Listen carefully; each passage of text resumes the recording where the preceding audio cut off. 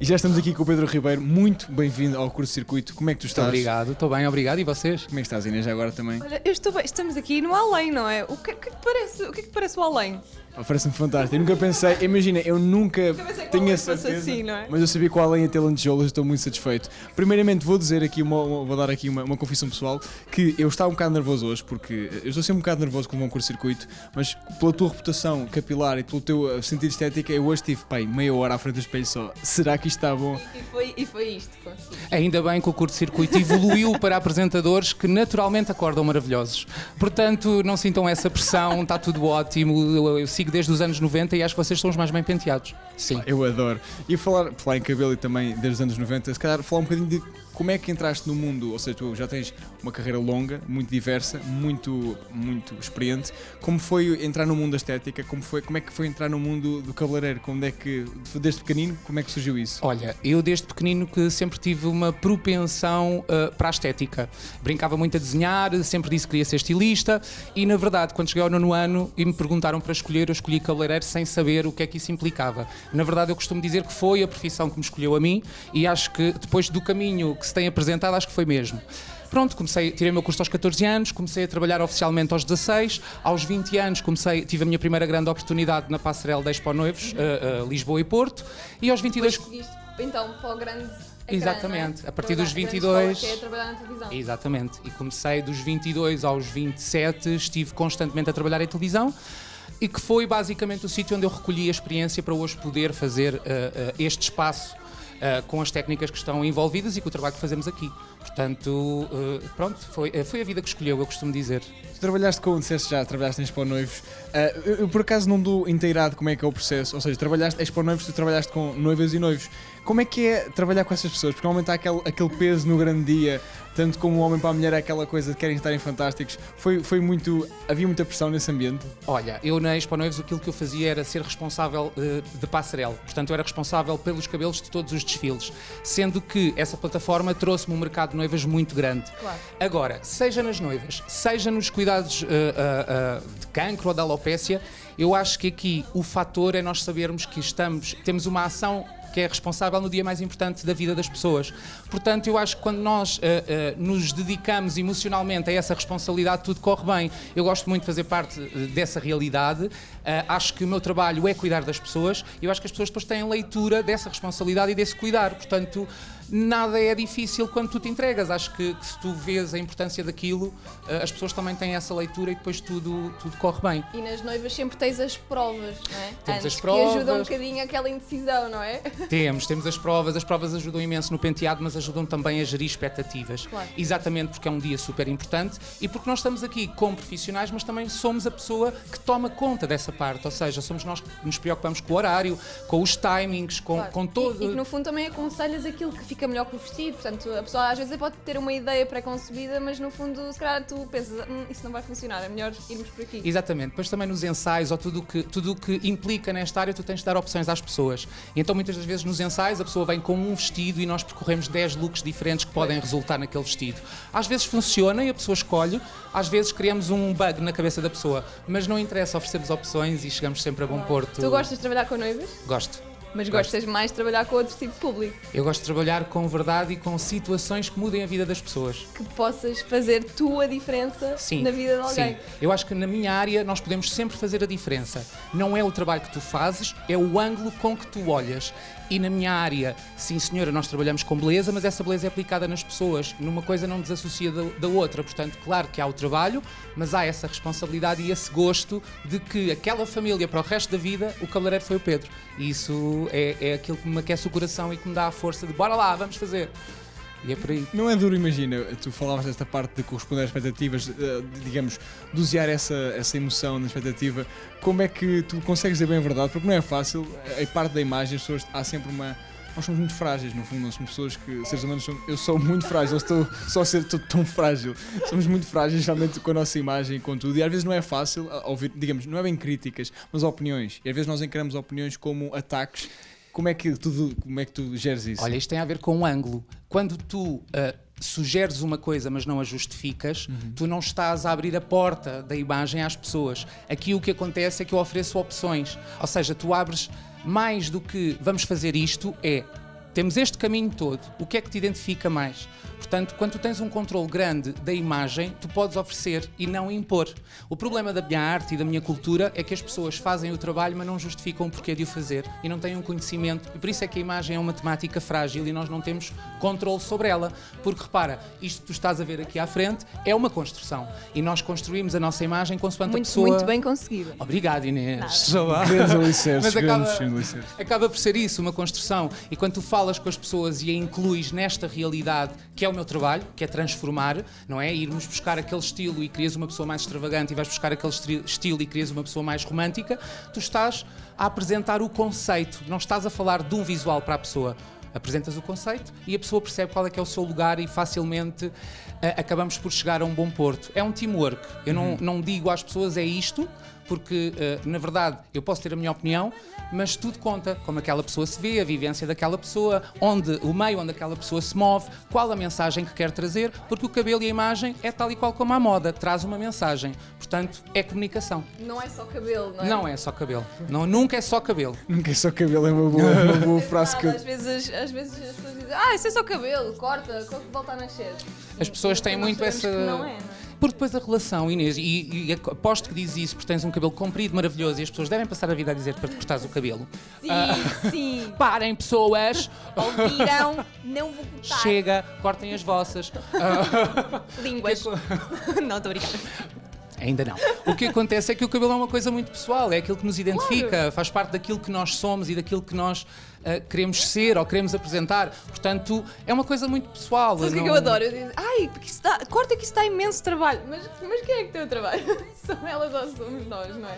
Exatamente, e passa um bocadinho por aí, depois cada pessoa acaba por dar a sua opinião consoante o conceito de imagem que tem. Aquilo que eu, que trabalho com a imagem e me faço valer dela diariamente, acho é que nós temos muitas caixinhas e não temos a abertura para olhar para uma imagem e dizer, ok, aquilo é a escolha da pessoa. Achamos que a pessoa é outra coisa e não que é uma escolha. E a imagem é uma escolha sempre. Agora, eu vou aqui uma pergunta, porque eu tive a ver a tua biografia, um bocado do teu trabalho, e lá uma coisa que certamente me saltou muito à vista, que foi, tu já colaboraste, trabalhaste com a imagem da Rita Guerra.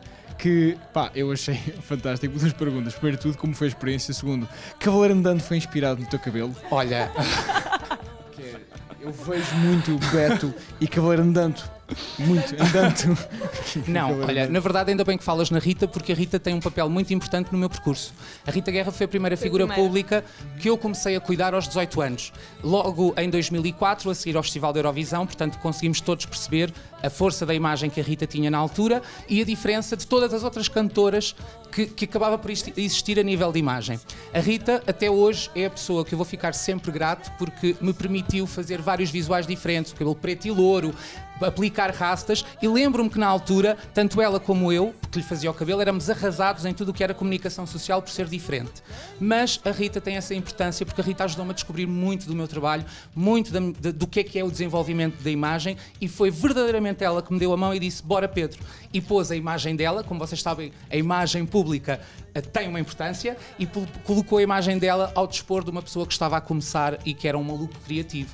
Portanto, o Cavaleiro Andante não foi inspirado no cabelo da Rita, mas houve muitos álbuns da Rita em que o meu trabalho estava na capa, e isso é um quentinho no coração, mais do que ser a cantora, pelo papel que ela assumiu na minha vida e no meu percurso. Quando ela te disse, bora Pedro, tu com 18 anos, o que é que tu sentes? Eu desmaiei basicamente, porque eu era muito fã da Rita. E a Rita teve reanimado. Era muito fã da Rita, e para vocês perceberem, eu não tinha 18 anos para entrar no casino, e um dia o meu pai foi ao casino, encontrou a Rita e pegou no telefone e disse, Pedro, tenho aqui uma pessoa para falar contigo.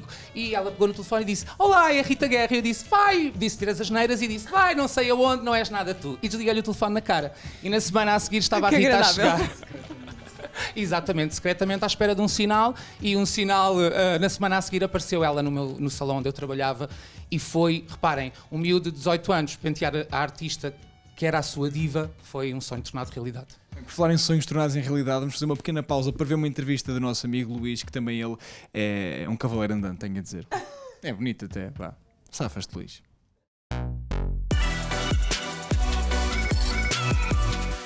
Então, continuamos aqui à conversa com o Pedro, no além, não é? Pedro, fala-nos como é que surge o além na tua vida. Olha, para falar... Isto foi bué deep. O Além surgiu quando eu nasci. Não, nada disso.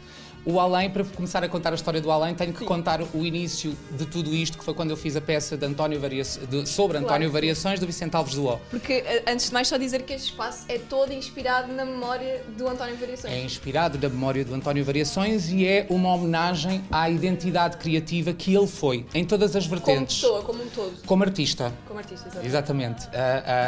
Não há muitas informações de quem ele era enquanto pessoa, porque ele era muito reservado, mas há muitos traços artísticos na vida dele e aqui, a meu ver, a época em que ele tinha vivido era agora e faz todo o sentido ele ter um espaço em Lisboa que era dedicado à arte dele. Por isso foi essa homenagem que nós decidimos fazer, foi a Casa do António Variações existe e chama-se Além e aqui fazemos coisas diferentes para os dias de hoje, como ele fazia na época dele.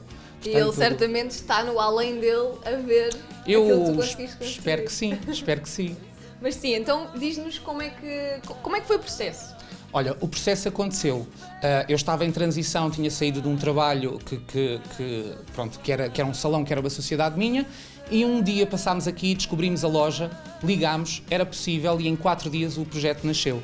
Jura? O projeto nasceu com a ajuda de todas as minhas clientes e pessoas que me seguem desde o início. Este espaço tem várias coisas de várias clientes e tentámos recriar um ambiente entre a casa do António e o salão dele, que era a barbearia, é para o menino e para a menina, que ele foi dos primeiros a abrir uma barbearia unissex. Portanto, tentámos criar essa vibe da realidade dele, anos 70, mas foi uma coisa que surgiu muito de repente, que não estava pensada, que aconteceu. Foi uma coisa do além que aconteceu. Por acaso, falavas há pouco dessa ideia do António Variações, é interessante também porque eu entrei aqui e de facto há aqui uma ideia, uma viagem, porque nós, como estou habituado a ouvir António Variações só as músicas que os meus pais e até eu ouço, é interessante porque de facto ele era uma pessoa a nível artístico muito eclético. E agora eu pergunto, ou seja, o fascínio por António Variações é o artista como um todo, o que ele representava, a música, alguma vez por acaso já trabalhaste em tantas áreas, alguma vez já tentaste dar assim um lamiré na música alguma vez? Olha, é uma pergunta muito... Eu não quero parecer aquela pessoa que diz que é a reencarnação da Cleópatra, mas de qualquer das formas, o que acontece é que eu, quando era miúdo, antes de começar a ser cabeleireiro, tinha uma banda e fui vocalista de uma banda de tributo a Bon Jovi, portanto as pessoas acham... O que é que tu não fazes, Pedro Ribeiro, não é? Macumbas, ainda não faço. Não, a banda de tributo a Bon Jovi por acaso, eu percebo que Bon Jovi, as bandas de rock nos anos 80, esteticamente a nível capilar, eram fantásticas. O John Bon Jovi tinha um cabelo... Um cabelo maravilhoso, toda essa época. Antes não havia clínicas para fazer implantes nem nada, portanto era trabalho, era esforço. Mas indo um bocadinho à tua pergunta, não que eu me identifique com o António Variações, com o artista e com a pessoa que ele era, identifico-me com a coragem que é preciso para tu seres diferente num sítio ou numa sociedade que não entende essa diferença. E, na verdade, o António, mais do que a música, mais do que a pessoa, o António era uma pessoa diferente e que não tinha medo de o ser, independentemente de tudo o que estava à volta dele. Aliás, na história do António Variações, ele trabalhou em cabeleireiros em que era colocado na montra porque as pessoas faziam fila para ver o estilo dele. Portanto, claro que há uma vantagem em tu seres diferente, mas eu que sempre fui diferente também te digo que é preciso muita coragem para isso. E mais do que o artista, a consagração com base numa imagem, este espaço é para privilegiar essa coragem de se ser quem efetivamente se é. É isso mesmo, é que não é só sobre ser diferente, é Exatamente. Sobre seres tu, não é? É sobre seres tu, com tudo o que isso... Hoje ainda é difícil, infelizmente, nós sermos diferentes e sermos nós próprios. E imagina na altura do António. Não é? Exatamente. Portanto, devia ser muito duro. Naquela altura, tipo, tu fugis um bocadinho da norma, devia ser tipo, imensamente difícil. Tenho aqui uma pergunta para ti, que é uma frase que se diz, às vezes, não querendo diminuir Portugal, mas há quem diga que António Variações era demasiado bom para ser Tuga. Nunca ouviste essa frase? Ouvi, e na verdade, se nós formos ler a biografia do António, ele construiu-se a si próprio, não foi em Portugal. Foi Londres e Amsterdão. Na verdade, aquilo que ele fez foi trazer essa realidade para cá, que é isso que nós também tentamos fazer hoje com a questão das perucas. temos aqui vários exemplares, não é? De perucas, não é? É o nome. Exatamente. Não há nenhum nome. Pode-se chamar solução capilar, não é? Eu falo em soluções capilares porque vamos da peruca à prótese e aqui Exato. Nós queremos resolver problemas. Não nos colamos nem nas perucas, nem nas próteses, resolvemos problemas a pessoas. Portanto, eu falo em perucas e em soluções, estás ótima, Inês. Ok, pronto, se quiseres contratar. Por favor! Olha, mas porque assim, estamos a falar aqui de pessoas que te procuram para ajudar pessoas que sofrem de alopecia, que é queda, não é? De cabelo, não é? Que vai agravando com o passar do tempo, é uma doença. E também pessoas que estão no processo de quimioterapia e que estão a passar, pronto, pela queda total. Diz-me como é que é para ti viveres esse momento com a pessoa. Olha, tem um lado muito intenso, muito forte, muito negativo, mas para mim é sempre positivo, porque eu costumo dizer que sou quase uma fada madrinha. O meu papel aqui não é dizer às pessoas o que elas precisam. Claro que é dizer o que elas precisam, mas é transformar isso numa nota positiva. Eu tenho as informações do meu lado, portanto eu sei que os problemas que as pessoas têm uma solução. E é trazer esse conforto. Portanto, claro que há um peso muito grande de estar a lidar com a fragilidade dos outros, mas há essa noção de que naquela história, este é o momento positivo e essa é a minha responsabilidade. E que elas saem daqui mais felizes do que se calhar, ou mais leves, pelo menos. Sim, porque aqui não se trata só de tu encontrares uma solução. Trata exatamente de explicares este conceito da imagem, trazeres conforto e principalmente mostrares à pessoa e às pessoas que a imagem é uma construção daquilo que nós queremos ser e que quando nós temos cabelo é fixe, quando não temos, não deixas de ser mulher por isso, não és menos por isso e, portanto, é uma construção. Eu hoje estou aqui de lantejoulas e de cabelo comprido, amanhã posso estar vestido de metaleiro com o cabelo preto e é exatamente esse ângulo que nós passamos. Somos uma construção, não é? E então acaba sempre por ser positivo. Muitas das vezes não encontramos soluções às pessoas e para mim esse é o epítome do trabalho, é a pessoa não comprar uma peruca, mas sair daqui e dizer eu sinto-me confortável, porque aqui não quero vender perucas, quero abrir espaço no mercado para as perucas e para os problemas capilares terem uma normalização e para as pessoas na sociedade entenderem que é só cabelo e que isto depois é uma coisa que transfere para tudo o resto. Se tu tens um decote, não quer dizer que és outra coisa que não só uma mulher. Se eu tiver uma calça de lantejola, continua a ser um homem e acaba por ser tudo estilo e acaba por ser tudo imagem. Falando nesta parte, ou seja, há aqui duas situações diferentes, pessoas com alopecia e pessoas que estão a passar, doentes oncológicos que estão a passar por processo de quimioterapia.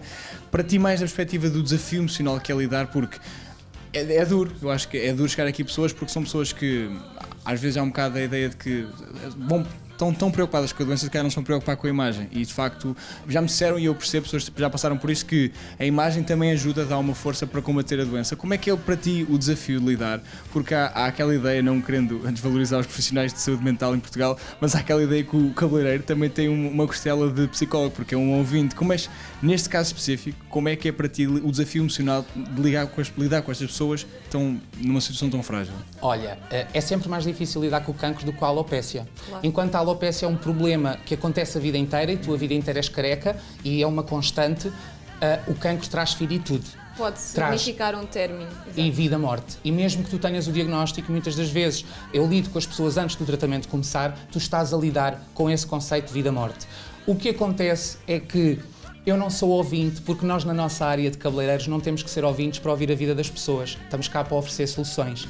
Mais importante, ao oferecer soluções eu já estou a aquecer o coração daquela pessoa. E, efetivamente tens muita razão, quando a pessoa recebe a notícia e recebe o plano de ação não pensa na imagem.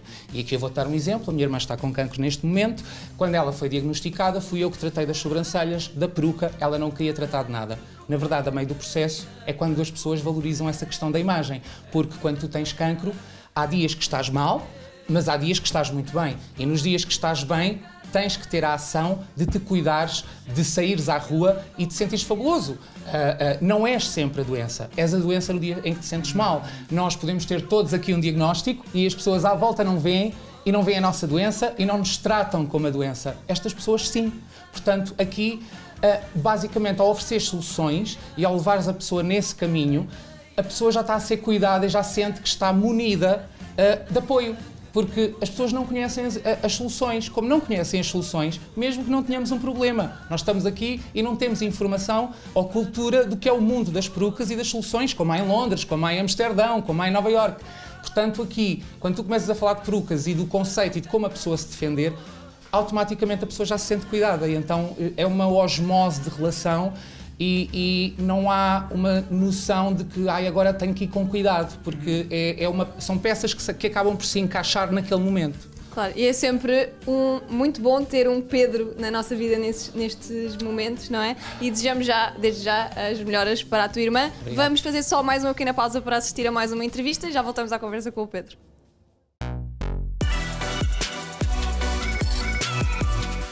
Continuamos aqui à conversa com o Pedro. Pedro, falando nesta parte, falámos há pouco de perucas.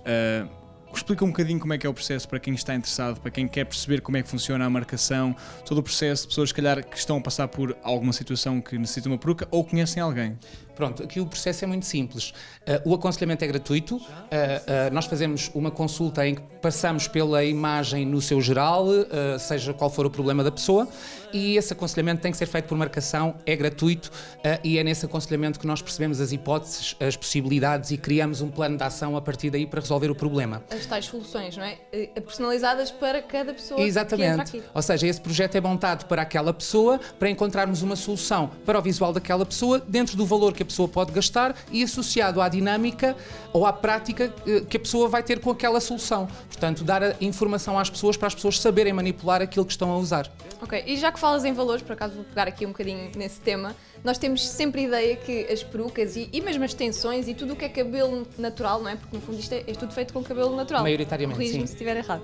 É tudo muito caro e inacessível e às vezes as pessoas já estão tão fragilizadas que depois ainda pensam, eu vou ter que gastar um balúrdio, portanto não é para mim. Não é? E tu tens um bocadinho, queres passar a mensagem de outra forma? Bem, na verdade é assim, claro que extensões é estético quando nós temos cabelo, claro que as perucas, efetivamente, quando nós queremos usar como um acessório, é um artigo de luxo. Na verdade, o que acontece é que nós fazemos uma pesquisa pelo mercado todo e as perucas que são vendidas para doentes oncológicas têm uma inflação muito grande. Portanto, normalmente têm um valor de 1.500, só que fazendo a pesquisa e encontrando a opção em cabelo natural, nós conseguimos por 400 e 500 euros. Portanto, aqui é só mudar o input e fazer uma pesquisa dentro de todo o mercado e não só no segmento de saúde para resolver o problema daquela pessoa. Portanto, muitas das vezes este aconselhamento é feito consoante o valor que a pessoa tem e não consoante o que está disponível no mercado. Também é interessante abordar isso só porque para quem tiver a conhecer alguém que tem cancro ou que está a passar por essa situação, a Liga Portuguesa contra o Cancro tem uma vertente de apoio. Se candidatarem podem ter algum apoio financeiro para comprar. Sim, a questão é que muitas das vezes o apoio é feito só até 400 euros. Isso aplica-se nas doentes oncológicas, sim senhora, mas muitas das vezes numa peruca de 1.400 euros, quando uma pessoa só tem 100 euros para gastar, deduzir 400 euros não é suficiente, porque o cancro... lá está, a imagem é uma questão social, todos nós devemos ter acesso e quando eu, enquanto profissional de entretenimento, consigo uma peruca de cabelo natural por 200 euros, porque não oferecê-la a uma pessoa que efetivamente precisa de viver socialmente? Portanto, é um input. Muitas das vezes nós não conseguimos esses apoios porque não é preciso, porque encontramos soluções mais baratas. Portanto, há aqui uma mudança de shift. Não trabalho com associações, nem trabalho com nenhuma parceria com lojas de perucas, porque isto é um trabalho humano de procurar uma solução. Pesquisa, acima de tudo, Exatamente. de alguém que já conhece o mercado. Exatamente, ir em busca desse mercado e encaixar uma solução para o valor que aquela família pode gastar, porque isto é um problema de uma família, não é de uma pessoa. E então é uma questão de pesquisa, não é tanto estar a trabalhar nas soluções capilares, é uma pesquisa do mercado inteiro. Conhecimento é poder, nunca duvidem. De facto, não estava inteirado das situações. Agora, a pergunta aqui, agora que estás aqui, este estabelecimento já tem um espaço na tua vida, no teu coração. Futuro, o que é que tu pensas do futuro? Que projetos é que tu tens? Que desafios é que tu tens à frente? Os meus desafios neste momento não têm a ver comigo, têm a ver com este espaço na sociedade de podermos falar sobre alopécias e sobre falta de cabelo e ganharmos todos esta informação que eu tenho é poder, mas é para mim. Agora é a altura de passar este poder a todos, aos profissionais, às pessoas que vivem destas doenças, mas principalmente às pessoas que somos todos nós, que vivemos em sociedade e que temos a imagem em caixinhas. Está na altura de... Muitas vezes é a construção da nossa própria opinião que faz com que as pessoas sintam que a sua imagem pode estar comprometida quando estão a passar por um processo desse. Exatamente. Pedro, tu és maravilhoso. Eu adorei conhecer-te e adorei o Além e este projeto é incrível. Fantástico, eu adorei tudo. Estava só esperançoso que na última parte do desafio dissesses vou voltar com a minha banda de tributo aos Bon Jovi e eu pudesse... Se tocares guitarra, vamos lá. Eu toco guitarra, eles vão fazer, eu sou o grande fã de Bon Jovi. Muito obrigado por tudo. Muito obrigado a vocês por terem vindo. Um beijinho, Pedro. Um beijinho, obrigado. Continua tudo a correr muito bem. Em frente e mais além.